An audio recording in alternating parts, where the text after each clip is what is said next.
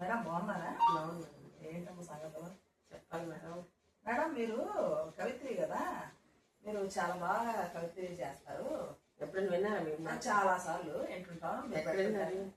మా గ్రూప్ ఉంది, ఆ గ్రూప్ లో పెడుతుంటారు. చాలా బాగుంటుంది మీ వాయిస్.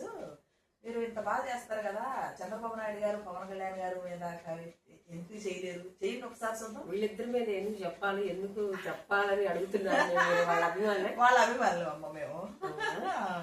సరే, ఫస్ట్ పవన్ కళ్యాణ్ అంటే అభిమానం కాబట్టి ఫస్ట్ పవన్ కళ్యాణ్ మీద చెప్తా, ఆ తర్వాత చంద్రబాబు నాయుడు గారు చెప్తా. పవన్ పవిత్రతతో అడుగులు వేసి పోరాట యోధుడై ప్రజలందరి హృదయాల్లో పదిలంగా నిలిచిన పవన్ నిన్ను చూసి పుడమి తల్లి పులకించెనయ్యా.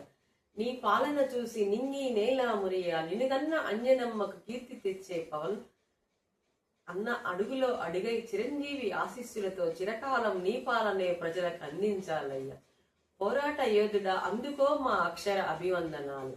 కళామ తల్లి ముద్దు బిడ్డవై కర్మభూమిలో వెలిగైన ఓ సినీ కళాకారుడా, శ్రీజాతి హృదయాల్లో పదిలమైన కళాకారుడవై మహిళా అభ్యుదయానికి పాటు పడతావు. మహిళలకు ఆడబిడ్డలకు అండగా నిలిచే రక్షకుడవు, శ్రీరామ రక్షకుడు నీవేనయ్యా పవన్. అందుకే ఈ జన్మకైనా మరు జన్మకైనా మా పవన్ కళ్యాణ్ లానే పుట్టాలి అంటాను నేను. మాధవి సహజ కవయిత్రి, గుంటూరు. చాలా బాగుంది మేడం.